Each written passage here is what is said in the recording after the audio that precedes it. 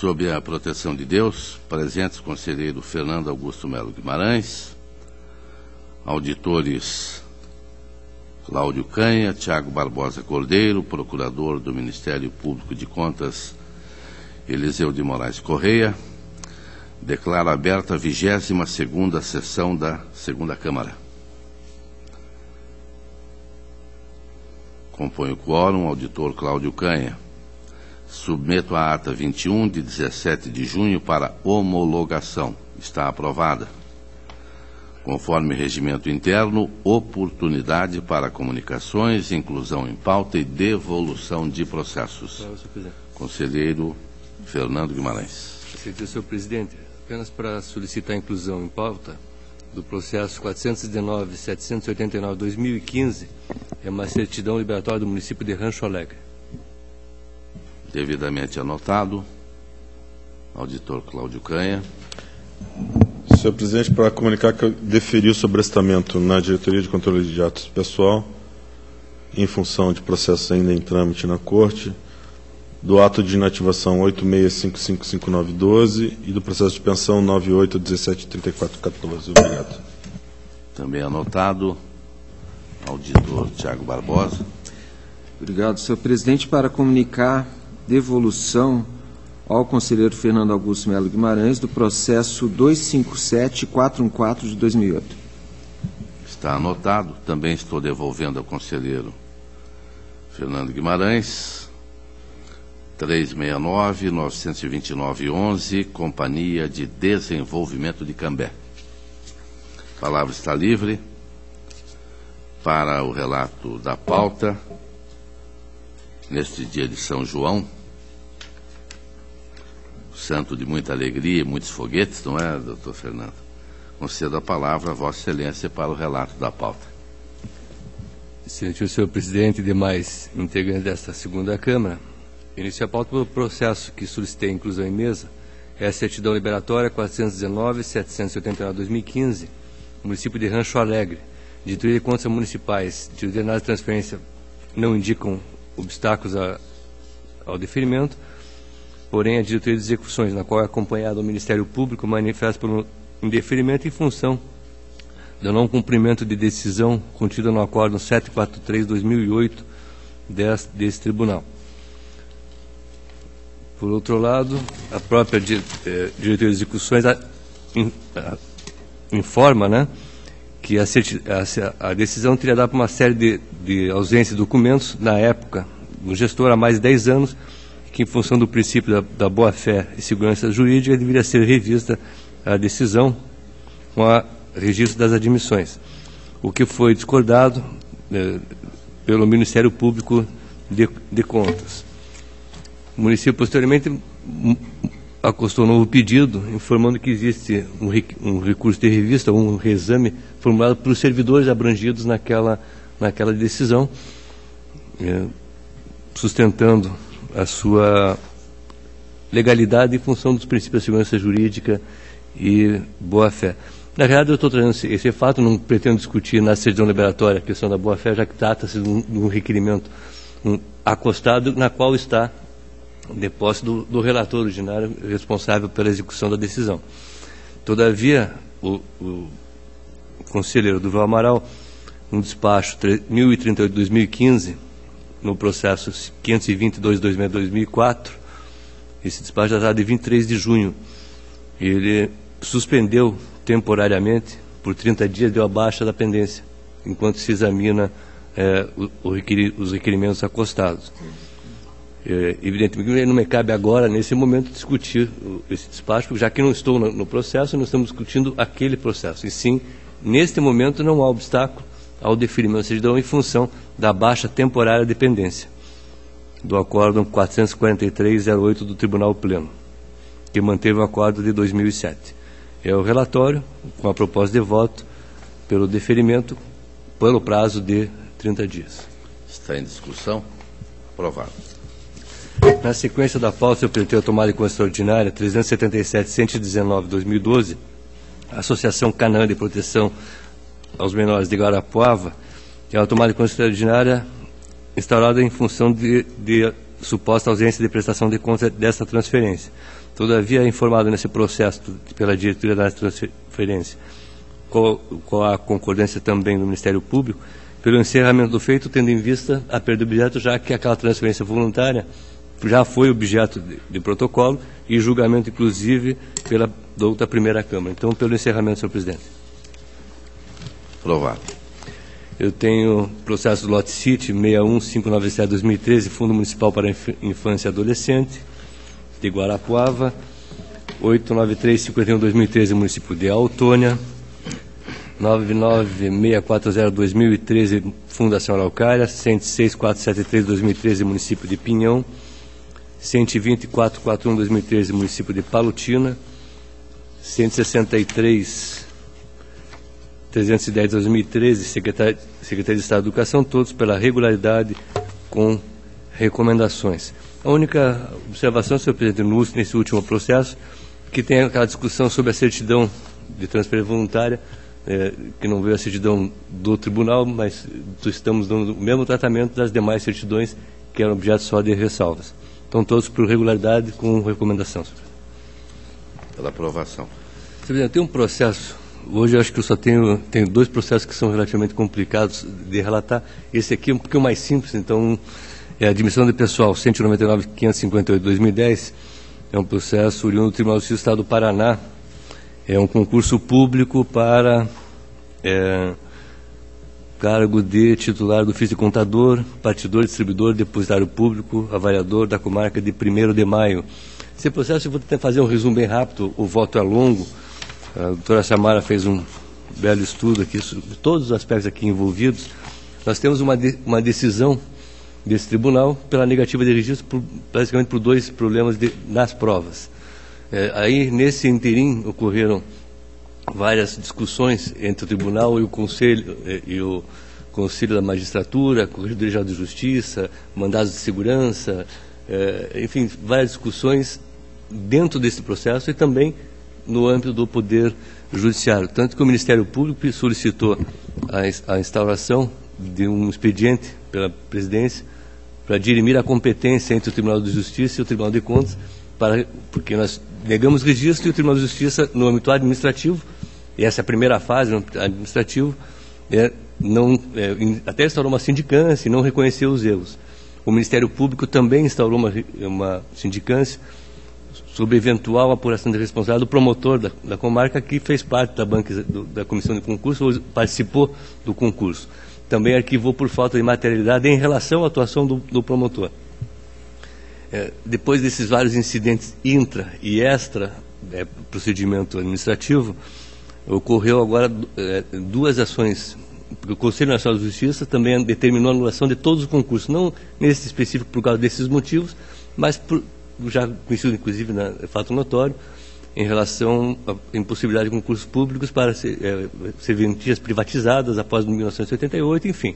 Esse processo nós falamos com mais de 14 anos de admissão.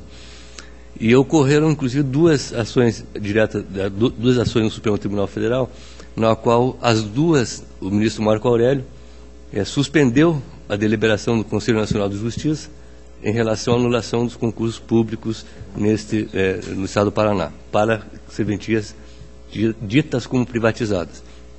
Também tem um outro fator que teve remoção.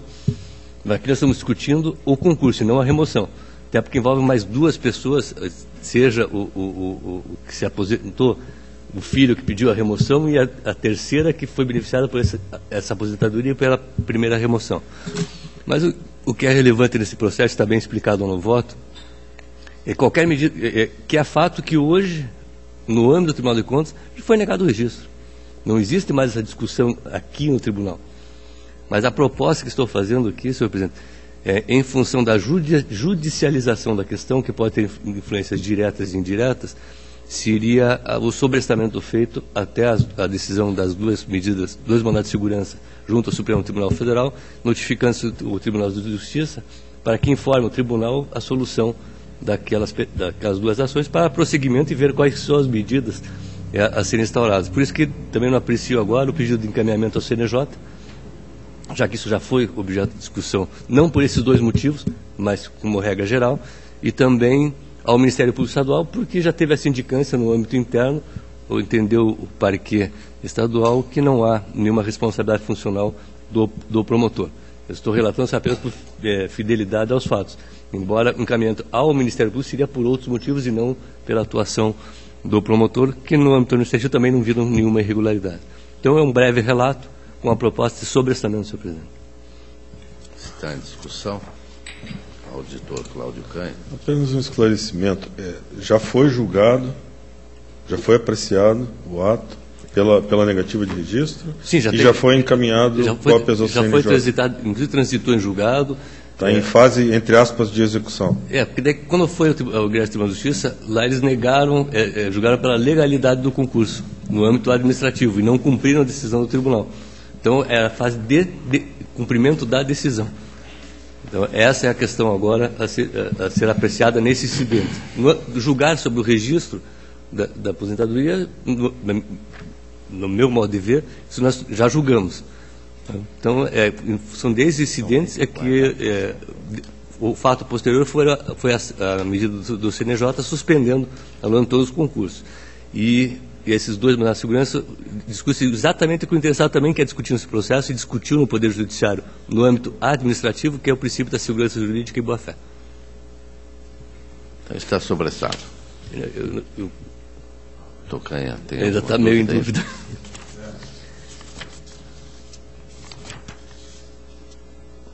Bom, ficaria sobrestado e a partir da retirada do sobrestamento seria se discutir o que se fazia por não ter sido cumprida a decisão do tribunal. Exatamente. Sobrestado. Teve também um mandado de segurança do interessado no Tribunal de Justiça também, mas aí por outros motivos. Isso não está sendo discutido agora, esse processo. Aqui era o que fazer no processo. Era julgar legal o registro. Nós já apreciamos, posso até eu, relator, se fosse relator, não negaria registro, mas já foi julgado, isso não dá para negar.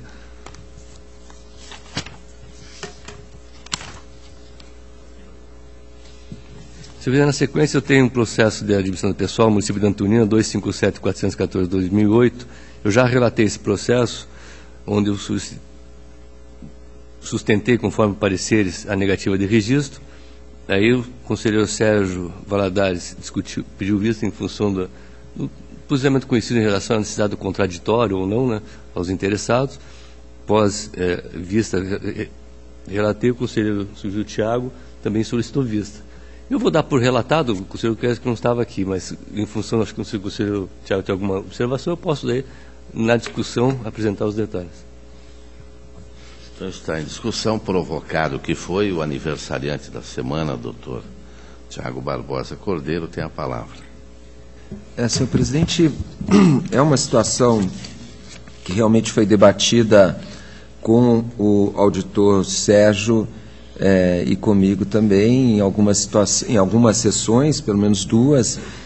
Me parece que foram 7 diligências que foram realizadas e não houve alimentação do sistema, não houve apresentação de documentos, e eu tenho inclusive um processo que está adiado, que também é um pouco parecido com isso, e nós tentamos convencer o conselheiro Fernando a não negar de pronto o registro das admissões e me parece que não fomos bem sucedidos. Mas minha observação é no sentido de que esse tipo de situação, quando não há documentos, quando não há alimentação do sistema, a negativa de registro, sem que os interessados, os servidores, tenham sido chamados ao processo, ela cria um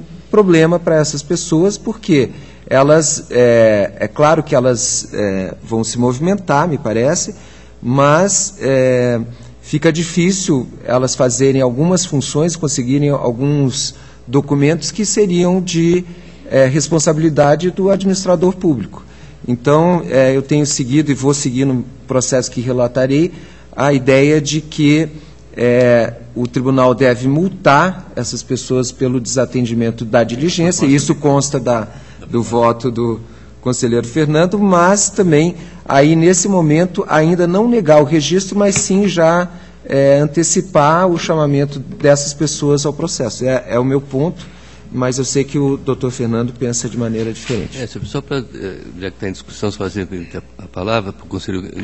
Na minha proposta de voto, que eu já relatei, eu estou seguindo aquela minha linha de dar os 30 dias para a defesa aos interessados no âmbito administrativo, em homenagem à súmula vinculante e ao nosso pré-julgado.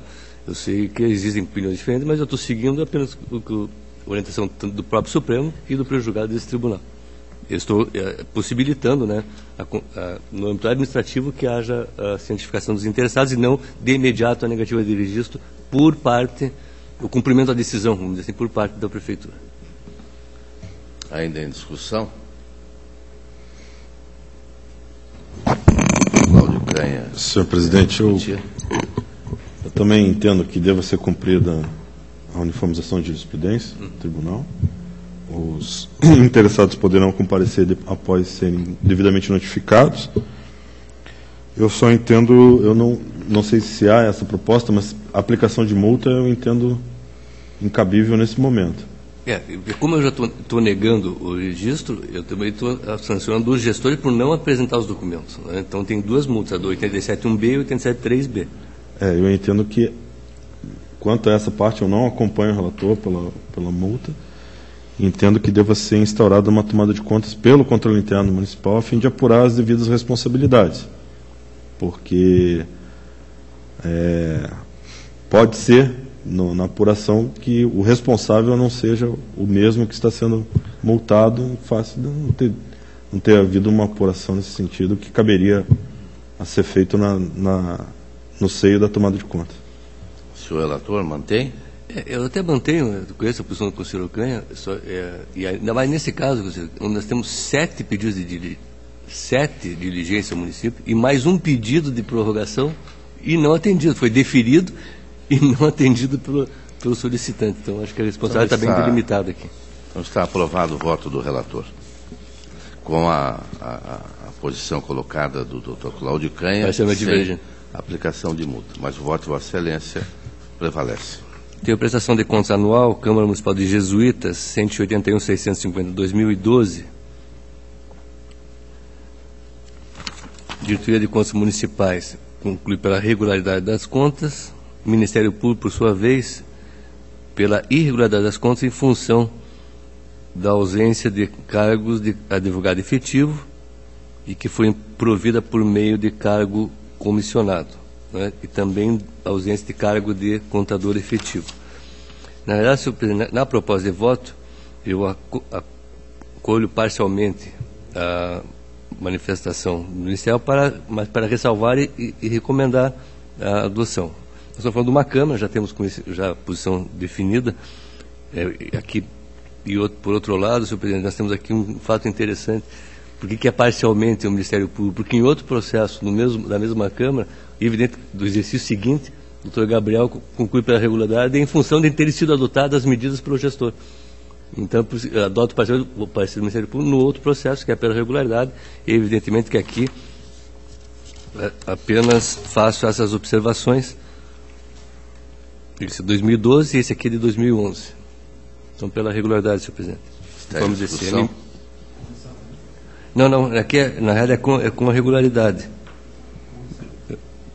Só um minutinho.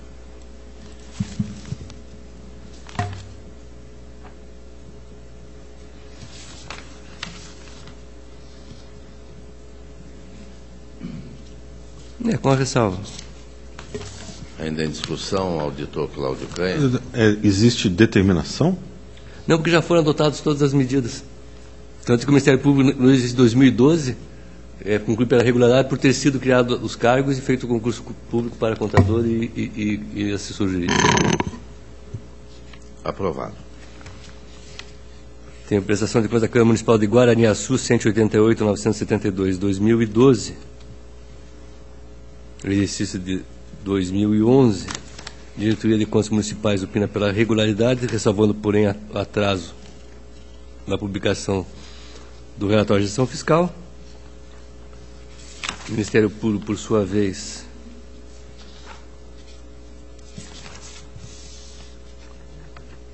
mesma coisa que o processo anterior, né? que tem irregularidades, depois confirma. No caso da publicação do atraso, eu também entendo, senhor presidente, que merece ser apenas ressalvado, mas não a aplicação da multa do 30% de 10.028, né? E sim a aplicação da multa prevista 87.4G da Lei Complementar 113. Então, irregularidade conversável com aplicação de multa em função do atraso na publicação do relatório. Está em discussão. Auditor Cláudio Canha. Senhor presidente, existe um incidente de constitucionalidade acerca da aplicação dessa multa do artigo 5º. Se não me engano, Vossa Excelência é o relator. Artigo 5º da Lei 10.028, se é constitucional ou não. Não, mas Vossa essa Excelência não já estou aplicando. Essa não estou aplicando. 10.028. Essa não estou aplicando. Não, essa Mas qual a razão para não aplicar? Não, é que nós temos várias decisões aqui que atraso de 10 dias, 1 dia, 2 dias, não tem o princípio da proporcionalidade em função do valor elevado da multa. Isso já, inclusive, foi vencido em várias decisões. Então, base sem motivo, não pelo incidente. Eu não vou, para sobrestar todas as prestações de contas por causa do incidente, no caso específico, quando não está aplicando, que não seria o caso de aplicar em função da jurisprudência anteriores, eu entendo que seria até desrazoável em função da tramitação. Vossa Excelência aplica 87.4G em função de quê? Em função do cumprimento da norma legal, mas não da crime fiscal, a lei de crimes fiscais, de infrações fiscais. Sim, mas o 87.4G somente se aplica quando não há uma sanção específica para o que está sendo considerado ilegal. Então, há um impedimento para se aplicar o 87.4G, que é a existência do 10.28. Eu não entendo, porque nós não temos aplicado a lei em função do princípio da proporcionalidade. Para nós é como se não existisse. Nós não estamos aplicando isso. E até pelo sobrestamento, se for o caso do sobrestamento, não tem aplicação da multa pelo sobrestamento, mas posso aplicar por outra norma. Senhor presidente, eu entendo a o mérito das contas é pela irregularidade? Regularidade com ressalva. Eu entendo pela regularidade com ressalva sem aplicação de multa.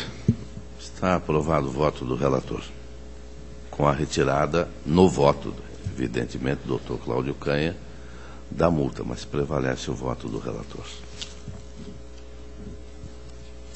Eu vou até constar no voto essa opção de Vossa Excelência, no acordo, porque a opção é pela questão do princípio da proporcionalidade, só por isso. Câmara Municipal de Guarapuava, 281.244, 2014, exercício 2013. Diretoria de Contas Municipais e Ministério Público manifestam pela irregularidade das contas em função da existência de assessor jurídico em cargo comissionado. No caso específico, isso aqui difere um pouco dos anteriores,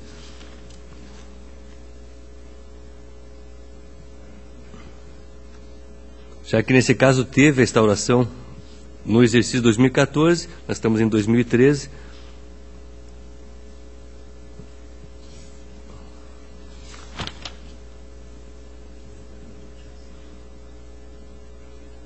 Também houve a adoção das medidas, embora em 2014, mas no início de as contas são de 2013. Como estamos falando de Câmara, onde eu já sempre defendi, inclusive, senhor presidente, eu questiono um pouco a questão de necessidade de cargos de contador efetivo, né, ou assessoria jurídica em função da demanda. Mas temos ressalvado nesses casos, com a adoção posterior, então mantenho a proposta pela regularidade com ressalva, senhor presidente. Está em discussão. Aprovado. Senhor presidente, agora eu tenho aquele processo que Vossa Excelência pediu vista, eu vou pedir paciência um pouco da Câmara, eu vou tentar também resumir. Eu não sei se o conselheiro Cláudio quer se desejar pedir vistas. São 6, uma fiscalização feita pela DIFOP no município de Cambé e na Companhia de Desenvolvimento do município de Cambé, Condec. Foram 6 obras com 36 achados e 36 achados da Prefeitura e 51 achados da Companhia de Desenvolvimento de Cambé. Eu vou iniciar o relato, senhor presidente. Esse é um processo feito no relatório de diretoria 01/2013, que foi transformado em tomada de conta extraordinária, onde foram como objetos avaliação de regularidade, economicidade, eficiência e eficácia das obras, planejamento, contratação, execução. Senhor presidente, eu vou solicitar vista. Eu até gostaria do auxílio do conselheiro Canha, porque nós temos... Eu só vou fazer uma discussão breve, conselheiro Canha, talvez você possa... no seu estudo, o que está me atormentando. Nós tínhamos vários pedidos de diligência, de contraditório, foram atendidos, depois voluntariamente, depois incluído em pauta, foram juntados uns documentos, uns balancetes, e onde os próprios gestores reconhecem que os auditores não tiveram acesso porque eles mesmos falharam no encaminhamento dessa documentação. E se sustenta as diferenças, principalmente da relação à CONDEC, não ao município, diferenças de aplicação em cada obra dos valores repassados. E a alegação é que isso se trata de BDI, custos diretos e indiretos da empresa. Só que os dados eu recebi, eu estou informando no voto que recebi, mas não estão de acordo com a minha instrução de serviço, que depois de concluída a instrução, eu não aceito documentos que não sejam novos sendo que não puderam ser objeto de obtenção pelos interessados, mas faço uma discussão, porque os dados apresentados pela CONDEC não são os mesmos dados que constam do CIEM em relação à companhia. Eu até me reservaria no voto que, em grau de recurso de revista, havendo retificações das informações contábeis do sistema junto à DCM, possa se verificar se há mesmo o BDI ou não. Ou seja, os custos indiretos e diretos da companhia estariam amortizados por essas diferenças. Só que isso não consta dos balanços encaminhados. Então, se você puder até dar uma luz sobre isso, porque a DCM não falou no processo, e sim só a DIFOP e o Ministério Público. Então, esse é o tipo de processo que eu preciso de ajuda, não, até da formação do Conselho Canha. Auditor Cláudio Canha. Senhor presidente, crítica agora, sim, esgotei a pauta, agradeço a extensão de Vossa Excelência. Oferecerá luzes ao conselheiro Fernando Guimarães. Agradeço a Vossa Excelência e concedo a palavra à Sua Excelência, auditor Cláudio Augusto Canha. Obrigado, senhor presidente. Eu tenho apenas atos sujeitos a registro, todos pelo deferimento do registro.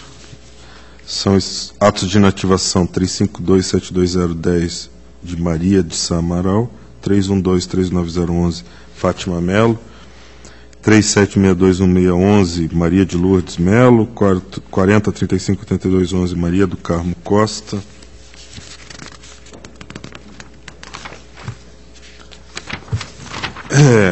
677-04-611 Juvilde Bernardi, 3833-012 Aparecida Caçula, 539-8412 Marlene dos Santos, 1103-7612 Berenice Damascena, 3313-5012 Marlene Brunkel, 4438-6712 Norma Maria Nascimento, 5018-4012 Ivoni Berkenbrock, 5786-512 Silvio Corra,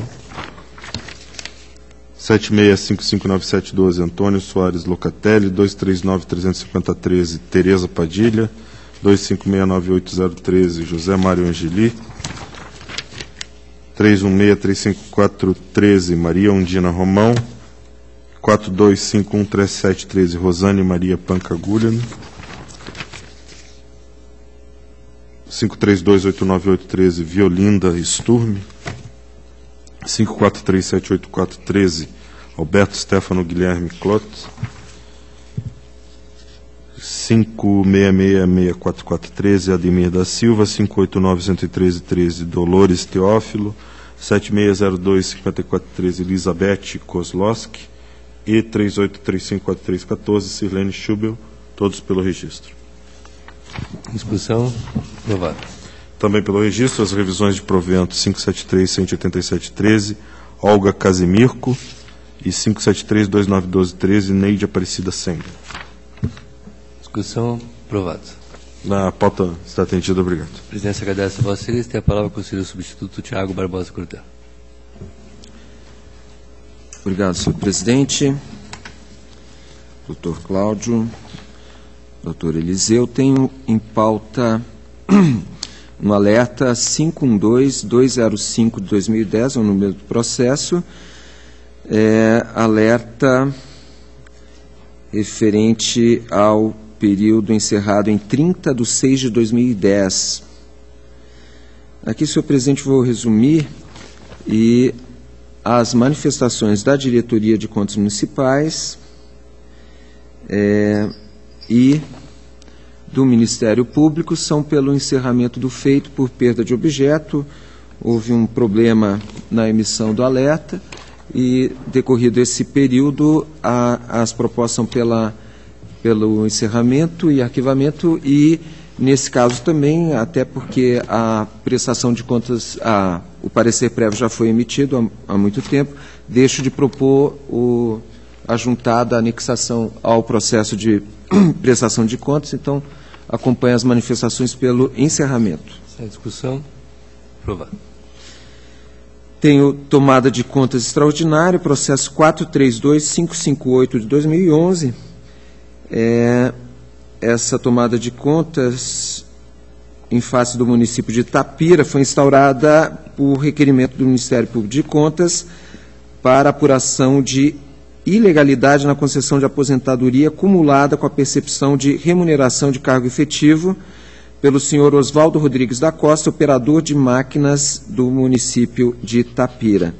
O que ocorreu aqui é que o servidor, depois de ter sido aposentado nesse cargo de operador de máquinas, foi nomeado para o mesmo cargo no exercício de 2010. Foi aprovado num concurso público de edital de 2009. E aqui a afronta ao comando constitucional que veda a percepção simultânea de proventos de aposentadoria decorrentes do artigo 40 ou dos artigos 40 e 142 da Constituição com a remuneração de cargo, emprego ou função pública. Esse, então, foi o objetivo da tomada de contas extraordinária.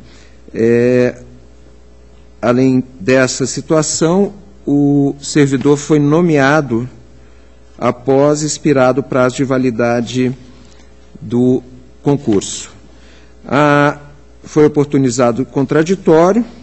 O responsável, senhor Hélio Belter, apresentou justificativas e a Diretoria de Controle de Atos Pessoal opina pela procedência parcial da tomada de conta extraordinária, afirmando que a responsabilidade do gestor, nesse caso, é objetiva, logo não há que se perquirir da culpa ou dolo do agente.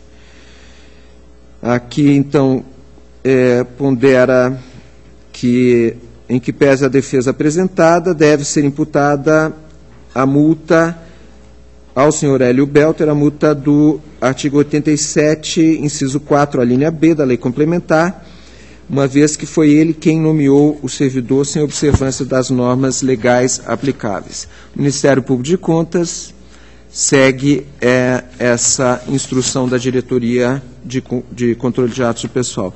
E aqui a proposta nesse sentido, pela regularidade com ressalva das contas do senhor Hélio Belter, imputação da multa indicada ao mesmo, a multa do 87.4, a linha B da lei complementar. Está em discussão? Aprovado. Processo de prestação de contas de transferência 230.460/2008, é uma prestação de contas de transferência celebrada entre a Fundação Araucária e a Universidade Federal do Paraná, termo de convênio de 2007, e aqui a prestação abrange os exercícios de 2007 a 2011, o valor de R$ 970 mil, tendo por objeto a implementação de 2 projetos do Programa de Apoio a Núcleos de Excelência. A prestação de contas teve uma tramitação extensa e, ao final, muito extensa, e, ao final, a Diretoria de Análise de Transferências, mediante um último contraditório apresentado pelo responsável, entendeu que houve a regularização completa das contas, da mesma forma o Ministério Público de Contas, e aqui informando que houve a inscrição do saldo no sistema CIT desse tribunal, eu acompanho a as manifestações pela regularidade das contas do gestor. Está em discussão. Aprovado. Tenho um ato de inativação, 136.472/2012, o exame de aposentadoria concedida ao senhor Carlos Roberto Calçavara, no cargo de professor de ensino superior do Estado. Nesse processo que se discute é a forma de incorporação da TID, aquela verba por dedicação, tempo integral e dedicação exclusiva. Houve a manifestação da Paraná Previdência, mais do que uma, aliás, e, ao final, a Diretoria de Controle de Atos Pessoal opina pela legalidade de registro, entendendo ter sido esclarecida a questão a respeito da TID. O Ministério Público de Contas acompanha essa manifestação. E eu vou discordar dessas manifestações. Aqui é uma questão bastante controversa, porque o TID, tempo integral e dedicação exclusiva, ele se configura como um regime de trabalho que é opcional ao professor que tenha sido aprovado no concurso para 40 horas. A lei que estabelece essa vantagem é a Lei Estadual 11.713, de 97, e dispõe no artigo 17 que o vencimento básico do regime de tempo integral e dedicação exclusiva, TID, será 55% superior ao vencimento básico do regime integral 40 horas. E o parágrafo único, para o ingresso e permanência no regime de dedicação exclusiva, os professores deverão obrigatoriamente estar em consecução de projetos de pesquisa ou extensão, além de atender ao estabelecido na lei e nas normas da instituição de ensino superior. Então, essa é a base legal para a concessão do tempo integral. E eu entendo que, embora se caracterize como um regime de trabalho, essas condições e a própria possibilidade do professor optar por esse regime e as condições em que ele pode permanecer nesse regime impediriam a incorporação integral não proporcionalizada dessa verba aos proventos de aposentadoria, e, nesse caso, o que foi justamente discutido no âmbito do processo era a forma dessa incorporação, se seria proporcional ou não. A Paraná Previdência coloca que a incorporação é integral e cita, inclusive, um precedente desse tribunal, um julgamento da primeira Câmara, em que foi, me parece que é uma referência sempre utilizada, em que houve o entendimento de que seria, ou poderia ser de forma integral, a incorporação dessa verba. Aqui eu não estou localizando o número desse acórdão, mas, de toda forma, eu tenho para mim que deveria ser proporcionalizado, até porque, se o professor trabalhou, vamos dizer, 5 anos sob esse regime e depois se aposenta, ele vai ter os seus proventos de aposentadoria com essa incorporação integral. Eu não vejo lógica nessa incorporação. Então, aqui, fazendo esse breve comentário, eu proponho que seja determinado ao ente previdenciário a retificação do cálculo dos proventos, de modo que a inclusão da verba TID nos proventos seja realizada de forma proporcional ao tempo em que houve efetiva contribuição sobre a mesma. Está em discussão.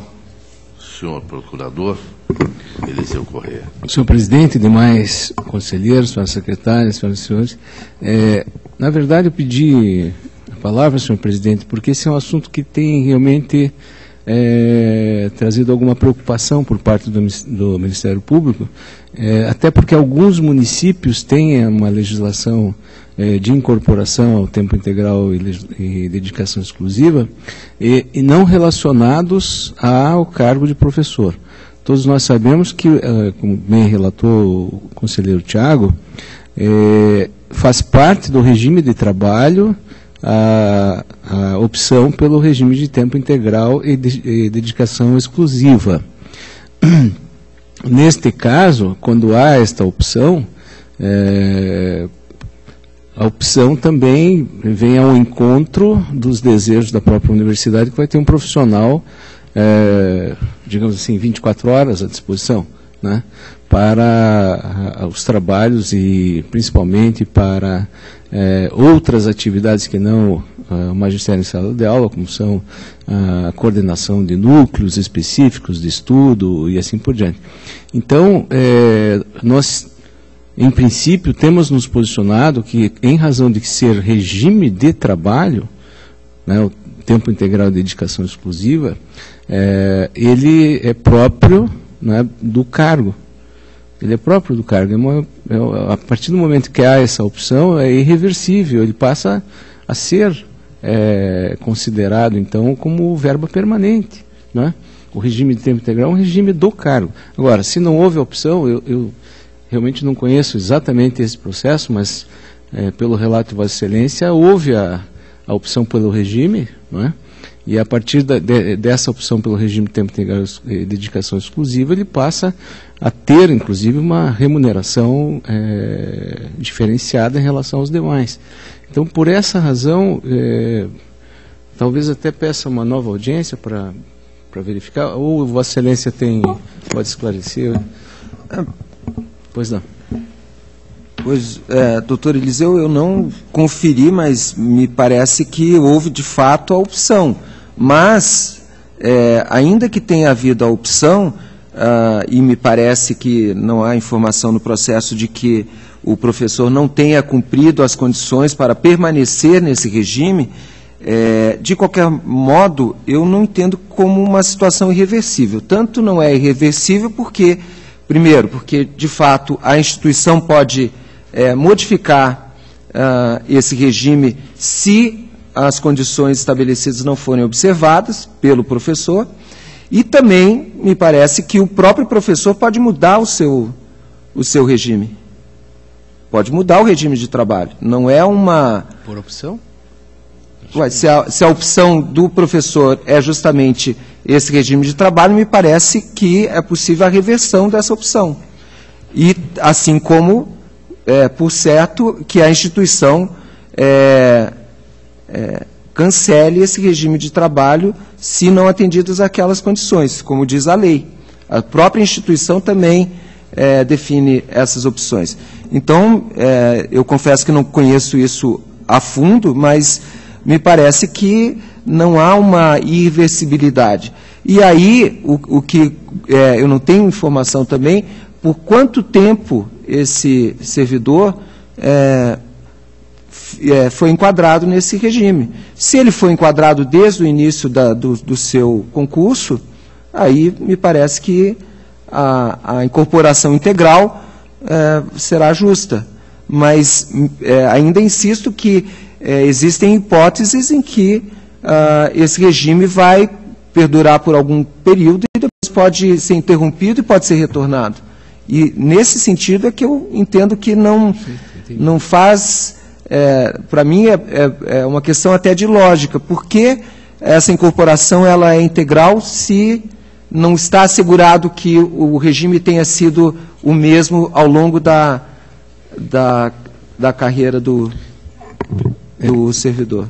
Então, diante dessas dúvidas, que também me parecem precisam de um estudo mais específico deste caso, eu solicitaria uma nova audiência para trazer a esta segunda Câmara alguns apontamentos, então, acerca deste regime da universidade onde o professor Carlos Roberto lecionava, né? Não havendo objeção, a audiência ao senhor procurador. Prosseguindo, senhor presidente, eu tenho uma admissão de pessoal da Câmara Municipal de Santa Lúcia, ao processo 630.046 de 2010. O processo abrange a nomeação de um advogado, o edital de 2010. Inicialmente, nesse processo, o Ministério Público levantou uma questão relativa ao fato de que o nomeado, senhor Carlos Alberto Galvão Ribas, mantinha vínculo com a Câmara Municipal de Santa Lúcia ao tempo em que o mesmo fez o concurso. O processo retornou para a instrução, houve a apresentação de justificativas, outras questões também foram levantadas, inclusive problemas relativos à contratação da empresa Mandato Consultoria, alguns problemas relativos ao termo de dispensa, que foi elaborado em data posterior ao contrato, o próprio contrato firmado com a empresa. O edital foi divulgado apenas em jornal regional, afixado na Câmara Municipal, não foi então divulgado pela internet.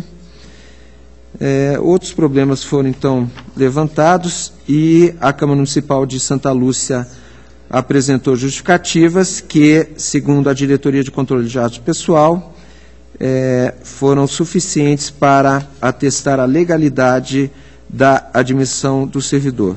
No entanto, a unidade entende que deva haver uma recomendação ao ente para que nas admissões futuras permita a inscrição de candidatos em interposição de recurso pela rede mundial de computadores e também para que seja divulgado o edital, os editais, no sítio oficial do município. O Ministério Público de Contas segue esse último parecer, manifesta pela legalidade de registro e emissão das recomendações, e aqui a proposta que apresento é nesse sentido, pela legalidade de registro da admissão do advogado e a recomendação nos termos sugeridos pela unidade técnica. Está em discussão? Aprovado.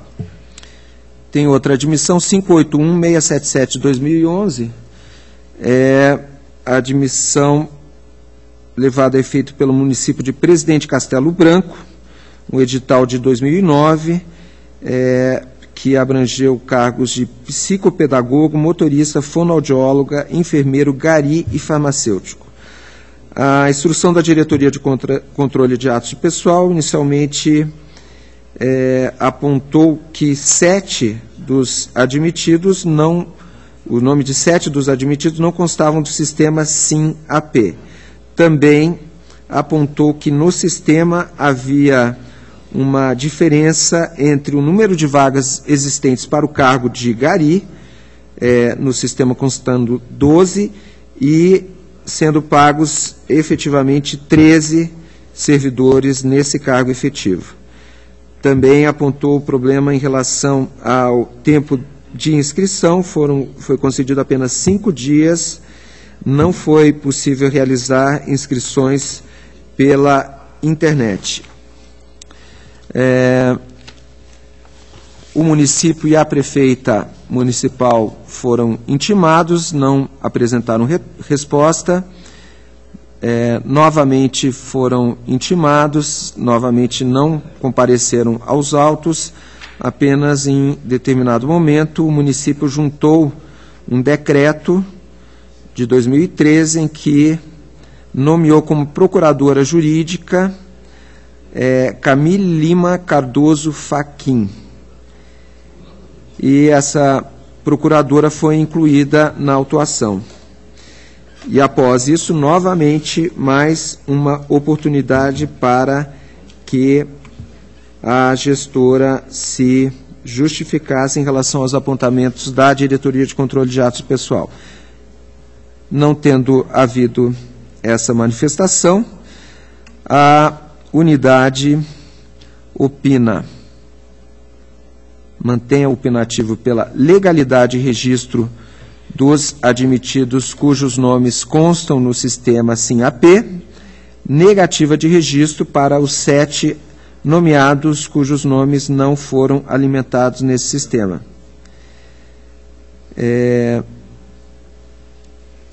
Também sugere instauração de tomada de contas extraordinária a fim de apurar eventual ofensa à súmula vinculante número 13 em razão da nomeação da senhora Camille Lima Cardoso Fachin para ocupar o cargo comissionado de procuradora jurídica do município de Presidente Castelo Branco pela senhora Gisele Potila Fachin Gui, prefeita desse município, tendo em vista possível vínculo de parentesco entre as mesmas. O Ministério Público de Contas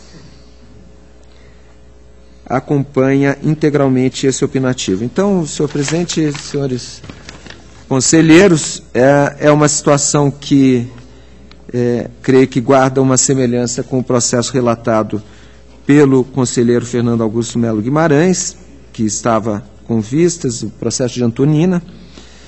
E, nesse caso, eu, como já havia adiantado, faço uma proposta diferente. Inicialmente, concordo com as manifestações quanto à possibilidade do registro dos servidores que aqui estão nomeados, com os cargos de motorista, gari, psicopedagoga, aqueles servidores que tiveram a alimentação do sistema SIM-AP. Em relação aos servidores que não tiveram as informações alimentadas no sistema, que são 7 servidores, a minha proposta é de que fique determinado ao município, à prefeita, que intime esses servidores para que, querendo, manifeste-se no feito, inclusive também em relação à própria administração municipal. Também determinação para que a servidora proceda à alimentação do sistema, sob pena da imputação de multa, aqui sempre a multa do artigo 87, 3F. Oi? É servidor ou prefeito? A prefeita. Não, primeiro, são duas determinações. Primeiro, para que ela intime as servidoras, e segundo, para que alimente o sistema, e ainda também outra determinação, uma terceira determinação, para que apresente justificativos em relação aos fatos que foram apontados lá no início da instrução, quanto ao número de vagas existentes e o número de servidores efetivamente pagos no cargo de gari, que tem uma diferença de 1, e também em relação às questões do prazo exíguo para inscrição no edital, e também a questão da possibilidade de inscrição pela internet. E, por fim, em relação a essa situação que foi levantada a partir da apresentação de procuração do decreto que, na verdade, o decreto de nomeação da procuradora jurídica do município, em relação ao qual a Diretoria de Controle de Atos Pessoal entende ser possível que haja um problema relacionado à ofensa à súmula vinculante número 13 do Supremo Tribunal Federal. Eu entendo que, como opção à abertura de uma tomada de contas extraordinária, é possível que seja remetida uma cópia da decisão ao relator da prestação de contas anual do prefeito de Castelo Branco, da prefeita de Castelo Branco. Esse processo é o processo 234-029 de 2015, relator conselheiro Artagão de Matos Leão, para que possa apurar essa situação no âmbito da prestação de contas. Está em discussão. Conselheiro Fernando Guimarães. Senhor presidente, para não dizer que eu sou um cara intransigente e teimoso, no caso específico, existe pedido de diligências, feito pelo conselheiro relator. Então, não tenho nada a opor ao pedido de diligência, que eu aproveitei no mesmo momento para concordar que a diligência também já se dê ciência aos servidores da existência das pendências. Sim. Não estaria nem violando o prejulgado, já que tem uma diligência a ser deferida, que já aproveite e notifique-se a prefeitura, que vai notificar daí os interessados, e comprove que notificou. Aí não há posição da minha parte. Então, sim, já, inclusive era a primeira das determinações, então já... Então está aprovado, doutor Tiago Barbosa. Eu agradeço a compreensão do conselheiro Fernando.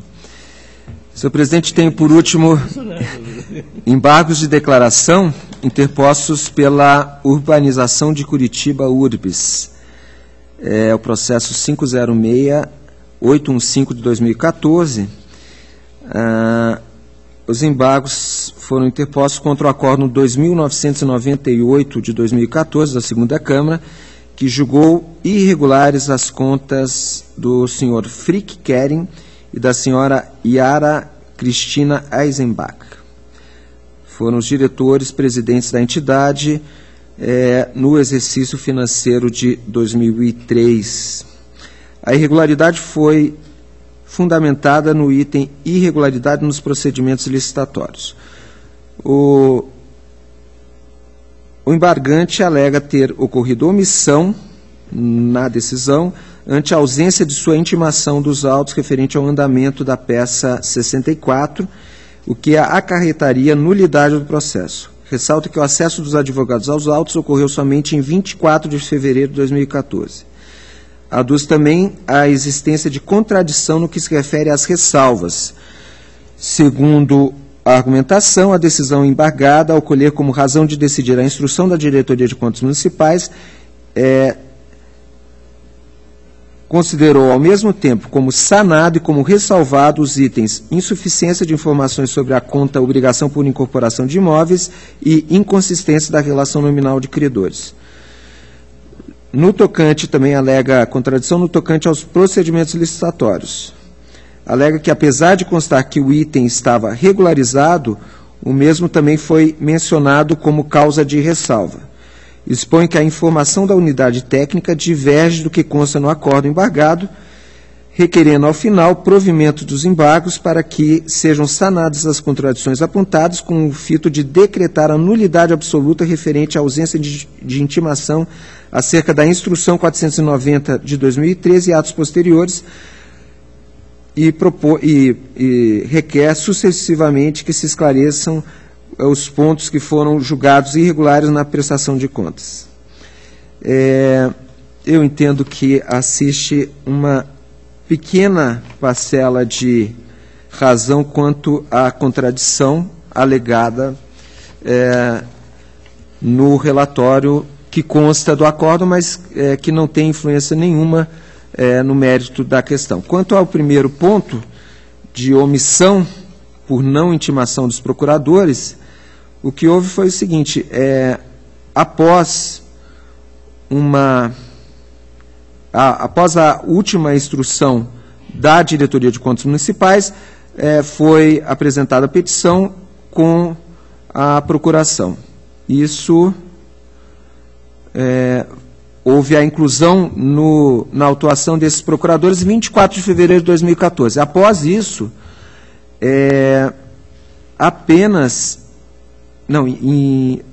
em 27 de fevereiro de 2014, foi feito o último parecer do Ministério Público. E o processo foi julgado em 7 de maio de 2014. Então, para a inclusão do processo na pauta de julgamento, já constavam os nomes dos procuradores, e aqui eu apenas faço uma referência ao artigo 353, parágrafo único do Regimento Interno, que define que, após a instrução conclusiva consistente na fase em que a unidade administrativa manifesta pela regularidade ou irregularidade do feito, posteriormente ao contraditório e ampla defesa, os autos são encaminhados ao Ministério Público de Contas. Então, foi exatamente nessa fase processual que foi apresentada a procuração, e eu creio que não há que se falar em nulidade por cerceamento de defesa diante desses fatos. Quanto às contradições, o que houve foi que, no relatório do voto constante do acórdão, ficou indicado que a instrução da Diretoria de Contas Municipais mantinha 3 ressalvas: insuficiência de informações sobre a conta-obrigação por incorporação de imóveis, inconsistência da relação nominal de credores e irregularidades nos procedimentos licitatórios. Aqui, entre parênteses, item regularizado. E também ficou assinalado que a instrução considerou sanados mais 4 itens: inadimplência e falta de esclarecimento sobre a forma de cobrança dos planos comunitários de pavimentação, insuficiência de informações sobre o nome dos credores, natureza da dívida, vencimentos e parcelamento de obrigações, insuficiência de informações sobre a conta-obrigação por incorporação de imóveis e irregularidade formal das contas. O erro aí foi de que apenas o item 1, mencionado como ressalva, insuficiência de informações sobre a conta-obrigação por incorporação de imóveis, esse item constou tanto como ressalva quanto como regularizado. Então, ele deve sair ser excluído dos itens sanados, porque ele, de fato, foi objeto apenas de ressalva. Quanto ao item inconsistência da relação nominal de credores, que constou como ressalva, aqui foi alegada uma duplicidade, mas, nesse caso, a indicação está correta, porque a própria informação da Diretoria de Contas Municipais dá conta de que foi uma irregularidade convertida em ressalva. E, por fim, quanto ao ponto mais importante, que é o que justamente fundamentou a irregularidade das contas, irregularidade nos procedimentos licitatórios, me parece aqui que o embargante provoca uma contradição que não existe. No âmbito da análise desse item, constavam e consta do voto do acórdão que uma parte, alguns convites foram dados por regularizados pela instrução e assim também pelo relator e pela decisão. E, então, havia uma parte desse item que ficou como regularizado e outra parte que ensejou a irregularidade das contas, que foi mantida como irregular. São os itens, aqui os convites 2, 6 e 9, foram dados por sanados na instrução. E os convites 8 e 24 foram mantidos como irregulares, e aqui não há que se falar nesse ponto em contradição. Então, com esses esclarecimentos, a proposta é pelo conhecimento dos embargos e provimento parcial para que seja esclarecido esses itens relativos à indicação de ressalvas ou itens sanados, que em nada afeta o julgamento do mérito, até porque não constou da decisão a anotação de ressalvas ou algo assim. Isso foi apenas parte do relatório. Está em discussão. Aprovado. Obrigado, senhor presidente. Era o que tinha a relatar. Agradeço a Vossa Excelência. Passo ao relato da minha pauta. Tenho processo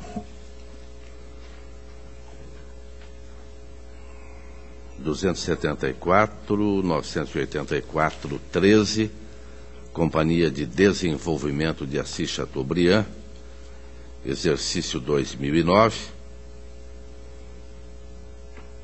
responsabilidade de Adão Alves, presidente da entidade à época, e da senhora Dalila José de Melo, prefeita municipal, exercícios de 2005 a 2012. Houve ausência da prestação de contas. A DCM pela irregularidade, já que não há prestação, o Ministério Público também pela procedência da tomada de contas e opinando pela irregularidade. A proposta que apresento é pela irregularidade, determinando aplicação de multa do 87.3b da Lei 113/2005, a senhora Dalila José de Melo, prefeita municipal à época, em razão da ausência da prestação de contas.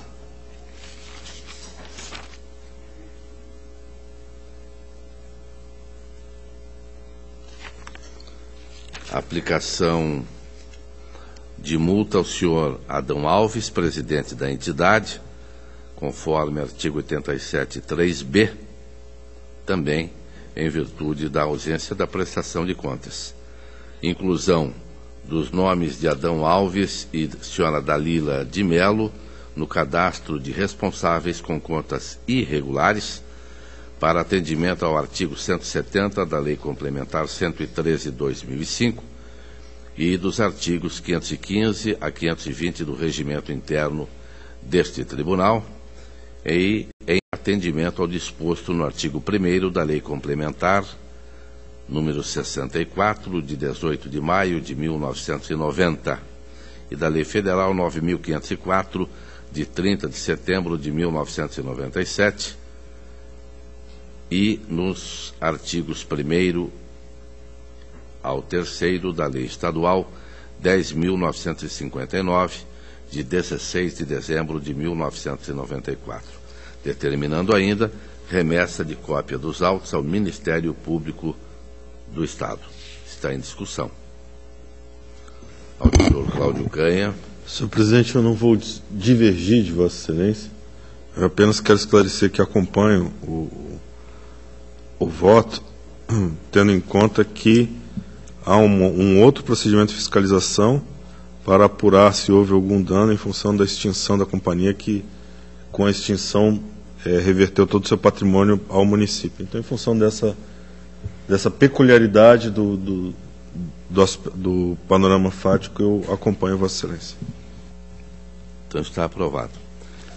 O protocolo 212.538.09, APMI de Farol,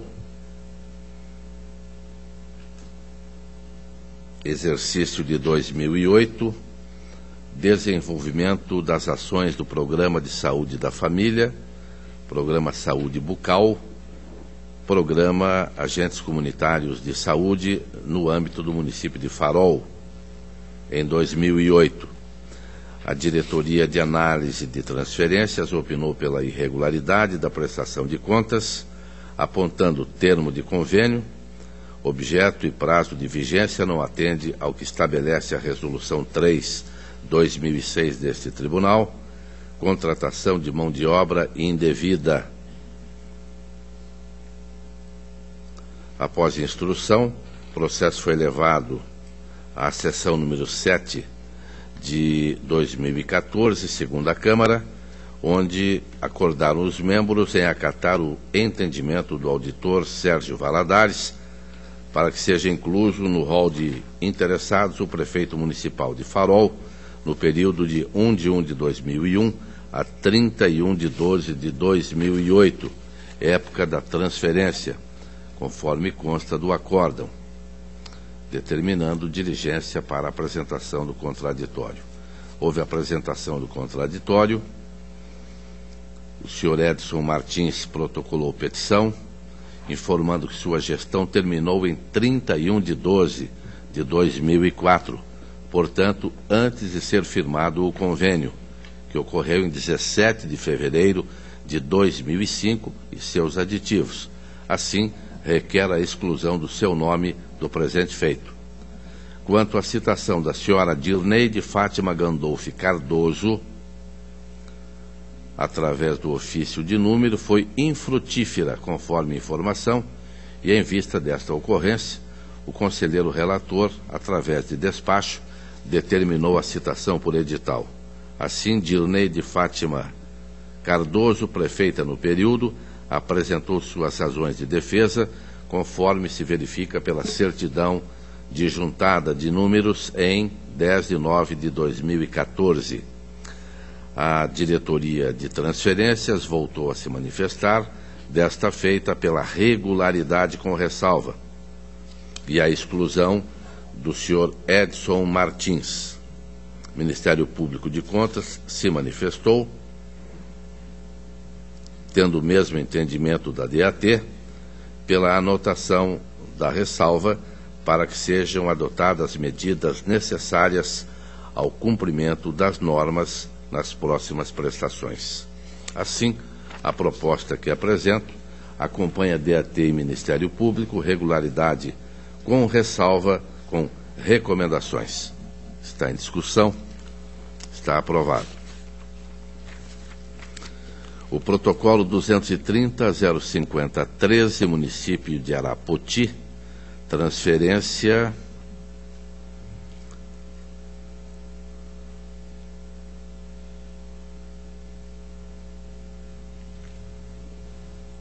para manutenção das atividades da entidade Programa Voluntariado Paranaense Ação Social de Arapoti.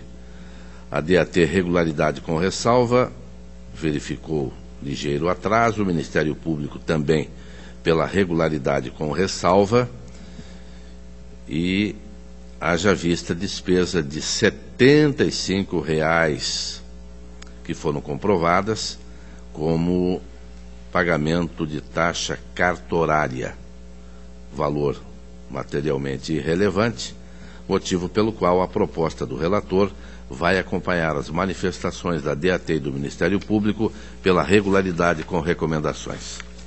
Está aprovado. Transferências do sistema CIT, também pela regularidade com recomendações, 302, 744, 13, 191, 245, 14,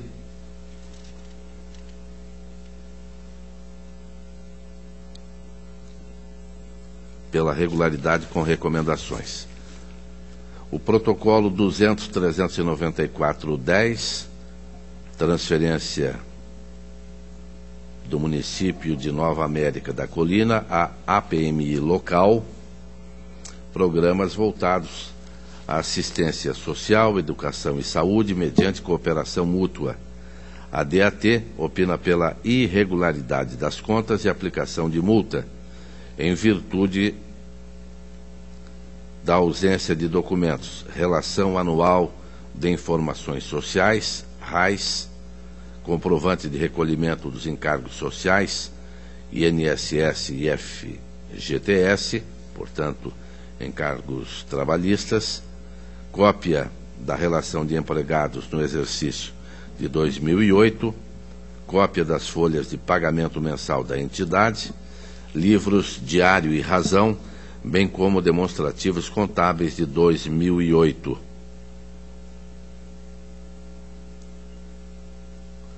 A DAT se manifestou com respeito à contratação de agentes comunitários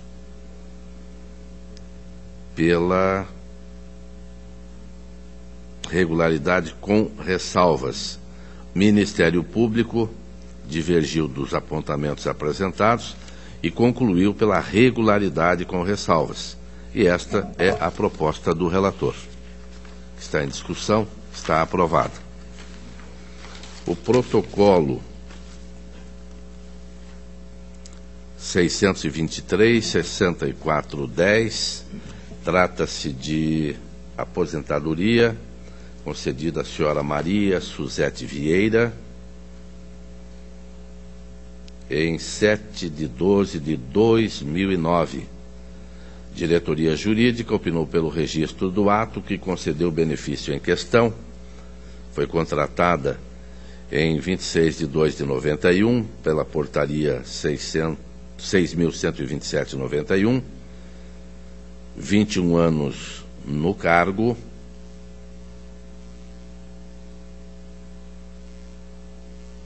e 36 anos de contribuição. O Ministério Público de Contas opinou pela negativa de registro, haja vista que houve a transformação de emprego público em cargo público, aplicando-se o artigo 70 da Lei 10.219 de 92.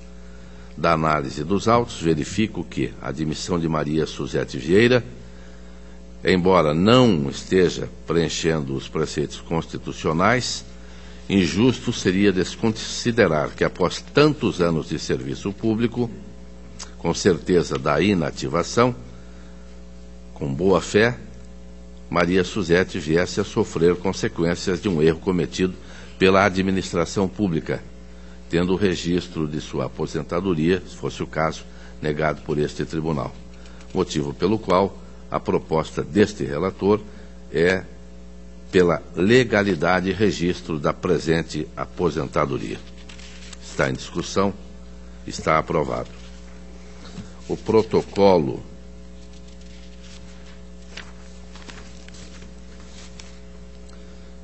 (58.233-14), expediente protocolado por servidor César Augusto Viale, inativo, solicitando conversão de suas licenças especiais não usufruídas, correspondentes aos seus 6º e 7º quinquênios em pecúnia. Diretoria de Gestão de Pessoas afirmou que o interessado não usufruiu licenças especiais. A diretoria jurídica manifestou-se e, na época, através da instrução 6814, opinou pelo indeferimento.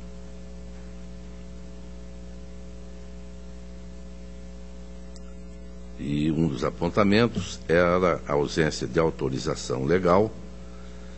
Posteriormente, em manifestação da segunda Câmara, conselheiro Durval Amaral, em voto, concluiu que a indenização não depende de autorização legislativa, nem mesmo de comprovação de óbice à sua fruição. Diretoria, finalmente, opinou pelo deferimento do pedido. O Ministério Público de Contas também se manifestou.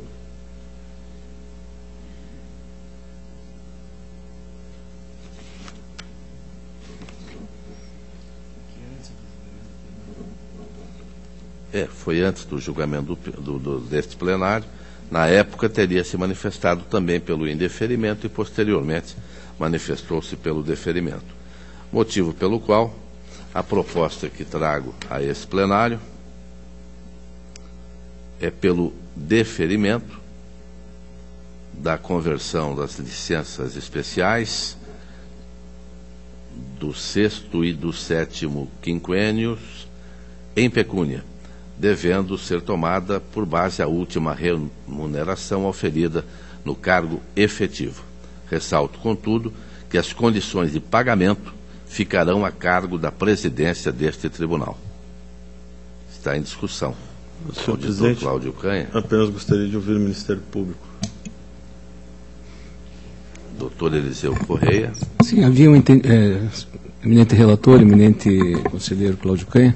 Na verdade, havia um posicionamento anterior do Ministério Público, no sentido do indeferimento, tendo em vista a força normativa da consulta do município de São Mateus do Sul, no sentido de que deveria haver lei autorizatória, deveria ter óbice à fruição durante o período em atividade.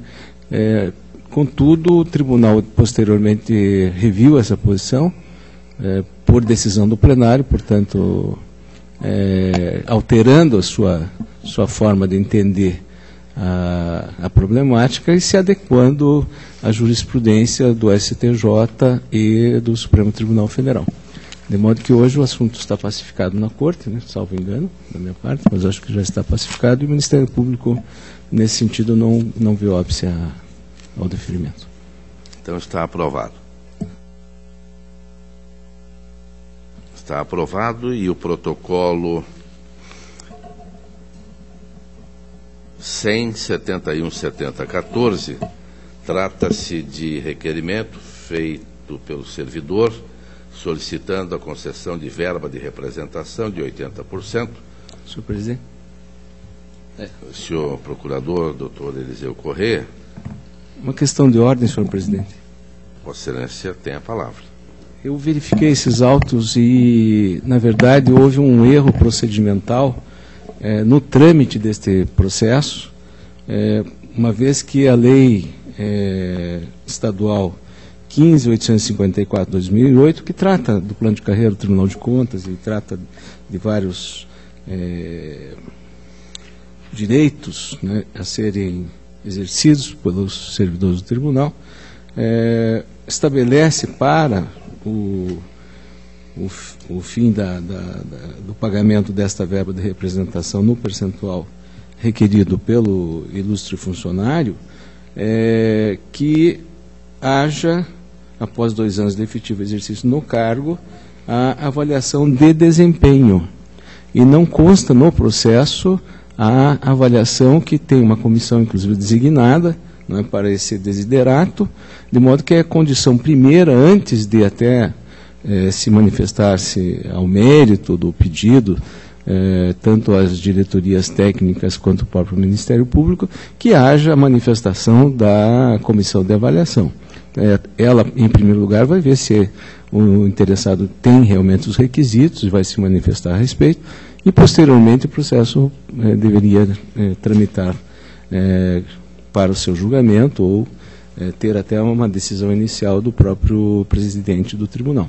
Mas, enfim, a questão de ordem é essa, não consta nos autos a avaliação, que considero imprescindível, então proporia a Vossa Excelência a retirada de pauta e remessa dos autos à Comissão de Avaliação do Tribunal para verificação dos requisitos para este pagamento.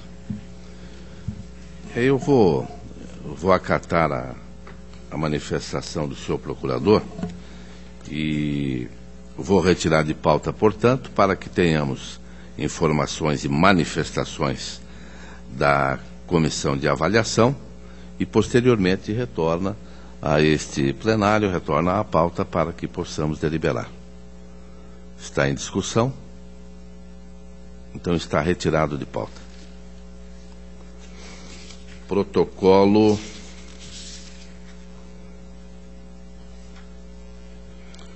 212.546/10. Trata-se de inspeção realizada por equipe deste tribunal no município de Ponta Grossa durante o exercício de 2010 para verificar a existência de cargo comissionado para atividades permanentes, alimentação correta do SINAP, encaminhamento de processos de aposentadoria, pensões e admissões para análise e registro no tribunal, regime previdenciário adotado, existência do cargo de controlador e se o cargo, na época, estava sendo exercido por servidor efetivo. Diretoria Jurídica manifestou-se, fazendo vários apontamentos. Também o Poder Legislativo se manifestou.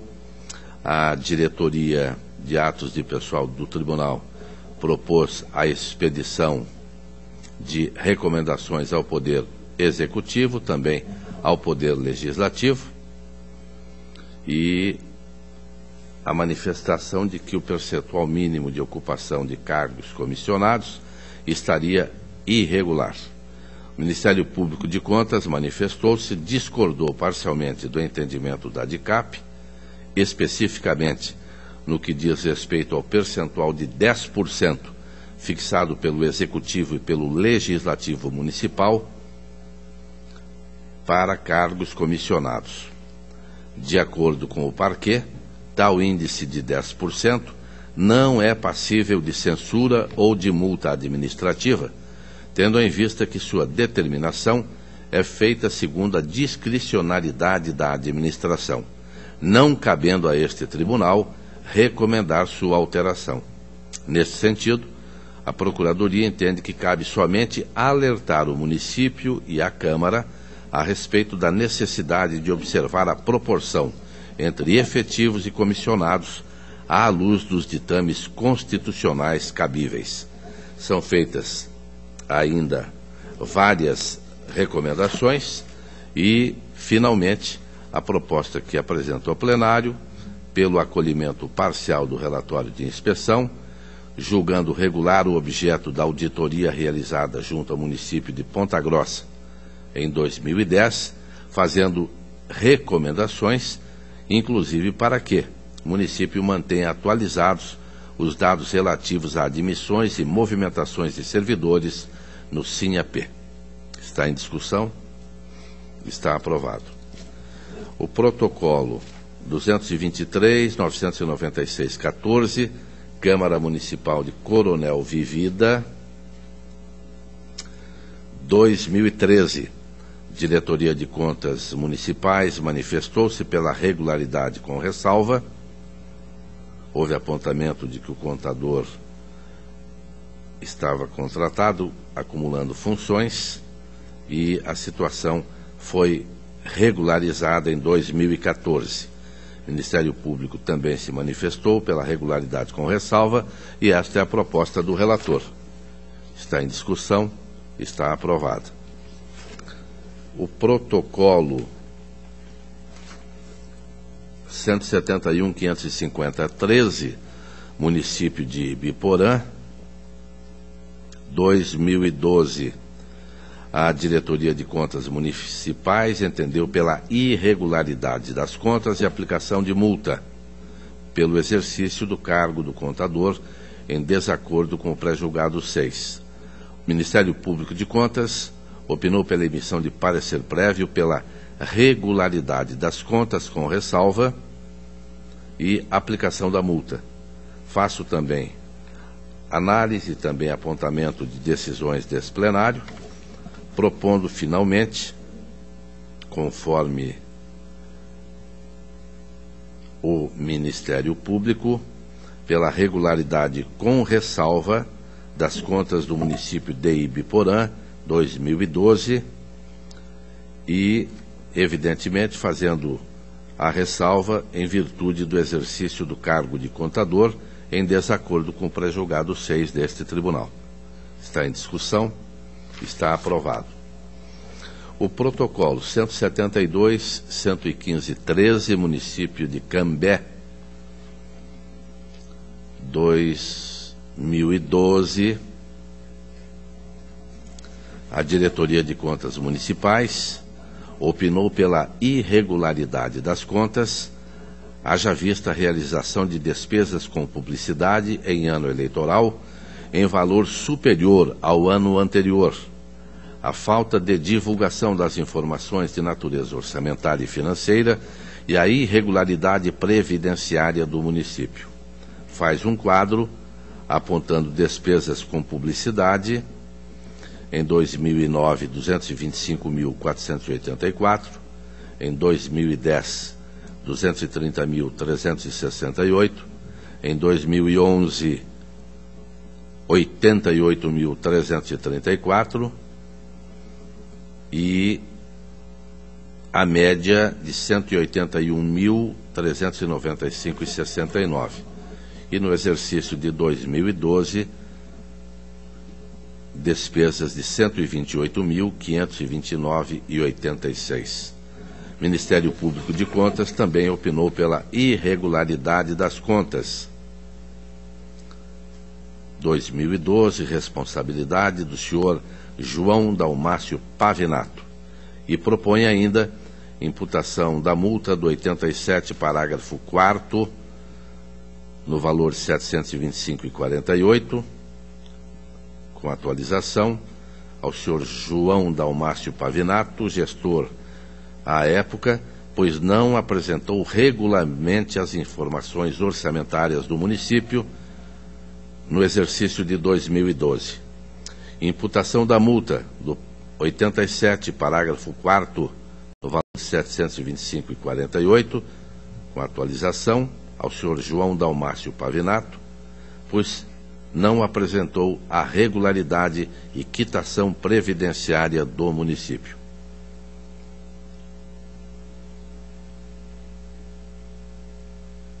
E, finalmente, com a desaprovação, a inscrição do gestor João Dalmácio Pavinato no cadastro de responsáveis com contas desaprovadas. Está em discussão. Está aprovado. Tenho ainda... Obrigado, conselheiro Fernando Guimarães.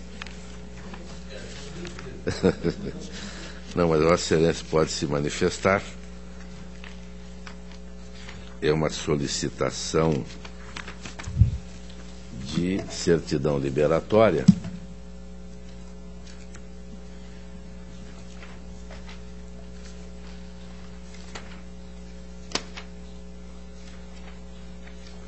que está difícil de encontrar.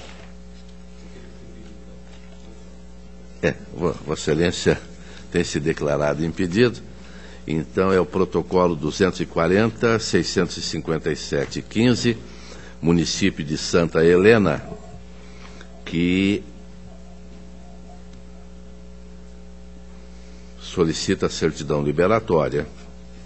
A Diretoria de Contas Municipais manifestou-se pelo indeferimento, tendo em vista que o Executivo não atende a agenda de obrigações relativas ao envio dos bimestres do SINAEM desde janeiro de 2014.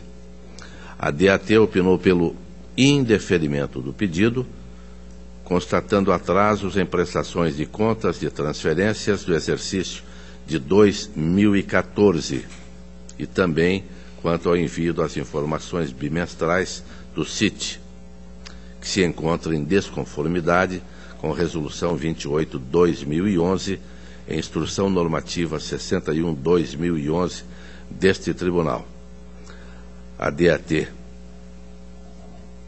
ainda comenta acerca do histórico do município relativamente a parcerias inadequadas, diz a DAT, com o terceiro setor, sucessivos opinativos desfavoráveis, bem como relatórios de auditoria apontando substanciosas irregularidades. Diretoria de Execuções e Diretoria de Atos de Pessoal são pelo deferimento. Ministério Público se manifesta pelo indeferimento. E esta é a proposta do relator, pelo indeferimento. Está em discussão. Senhor presidente. Auditor Cláudio Canha. Isso, eu inclinar-me-ia pelo deferimento, mas eu acho mais prudente pedir vistas para estudar melhor o processo. Então, se não houver objeção, eu gostaria de solicitar vistas. Nenhuma objeção, vistas a Vossa Excelência. A pauta está atendida, a palavra está livre. Quero cumprimentar o doutor Eliseu Correia, que hoje está muito feliz, com certeza, pelo aniversário da senhora Joana Correia, senhora sua mãe, a quem tenho grande orgulho de conhecer quando Vossa Excelência ainda era um menino estudante. Então, meu abraço também muito fraterno à família Correia, ao senhor Pedro, e em especial, neste dia de São João, a senhora Joana Correia. A próxima sessão desta segunda Câmara será no dia 1º de julho, quarta-feira, 14h, horário regimental. Levanta-se a presente. Obrigado.